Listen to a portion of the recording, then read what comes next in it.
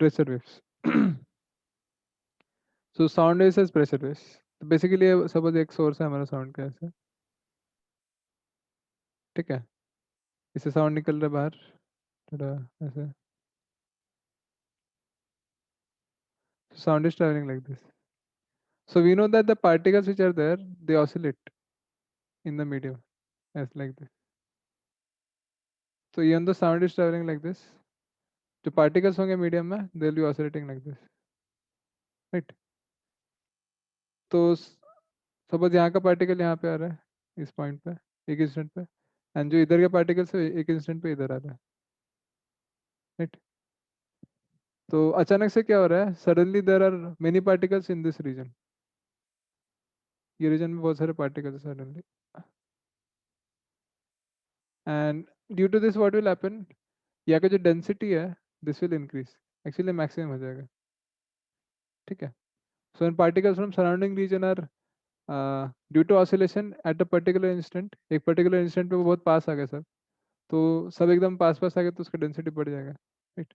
जब डेंसिटी हमारा मैक्सिमम होगा, ठीक है? सो इसी इंस्टेंट पे क्या होगा, जो पार्टिकल्स यहाँ पे आ गए, तो यहाँ पे देखेंगे हम लोग इस पॉइंट्स पे, तो यहाँ पे जो हमारी डेंसिटी है वो कम हो जाएगा, बिकॉज सारे पार्टिकल्स तो उधर है बीच में, तो यहाँ का डेंसिटी होगा मिनिमम, ठीक है?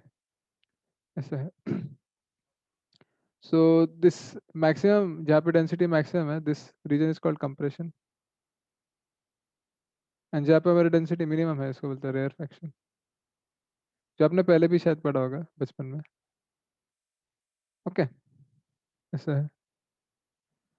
सो यहाँ पे कंप्रेशन है, यहाँ पे रेयर फ्रैक्शन है, ठीक है? सो जहाँ पे हमारी डेंसिटी ज़्यादा, प्रेशर भी ज़्यादा होगा, यहाँ पे डेंसिटी कम है, प्रेशर भी यहाँ पे ऑब्वियसली कम होगा, ठीक है? सो जो बाय वेव, इसका इक्वेशन देख लेते हैं, बाय वेव इक्वेशन हमारा y होता है a इंटू साइन ऑफ के x minus omega T, this the equation of wave, ठीक है? सो नाउ ये हमारा डिस्प्लेसमेंट ऑफ दीज पार्टिकल्स है, राइट?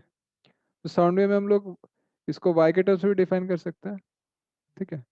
बट नाउ साउंड का प्रेशर भी होता है, so same equation can be defined in terms of pressure also, so we can write delta p, change in pressure, as delta p 0 into cos of kx minus omega t, okay? So ये हमारा equation of sound wave हो गया, जहाँ पे delta P हमारा, we call it as pressure amplitude,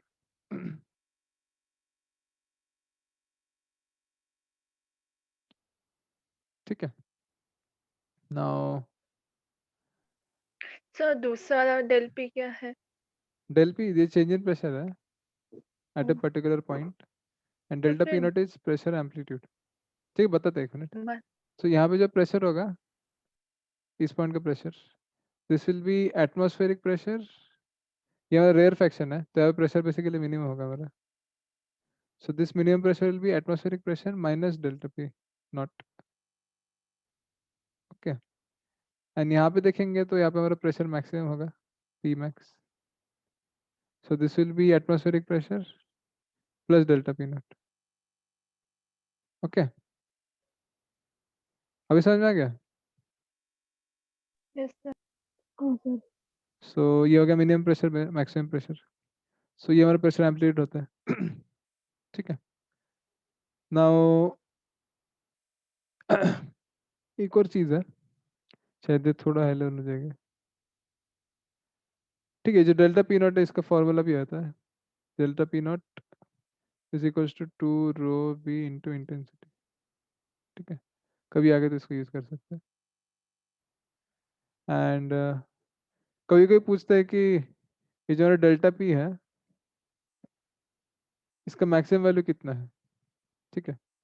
so basically gas के अंदर minimum pressure 0 हो सकता है, तो कोई भी मीडियम में जो minimum pressure that is possible is 0, vacuum, vacuum से कम तो प्रेशर हो नहीं सकता, सो मिनिमम प्रेशर हो सकता है कोई भी गैस में, हो सकता है वैक्यूम, तो जब ये 0 होगा उस केस में क्या होगा, हमारा डेल्टा पी मैक्सिमम होगा, right? And delta P maximum है तो अब जो भी रिक्वायर्ड है कैलकुलेट कर सकते हैं, एम्पलीट्यूड कैलकुलेट कर सकते हैं। ओके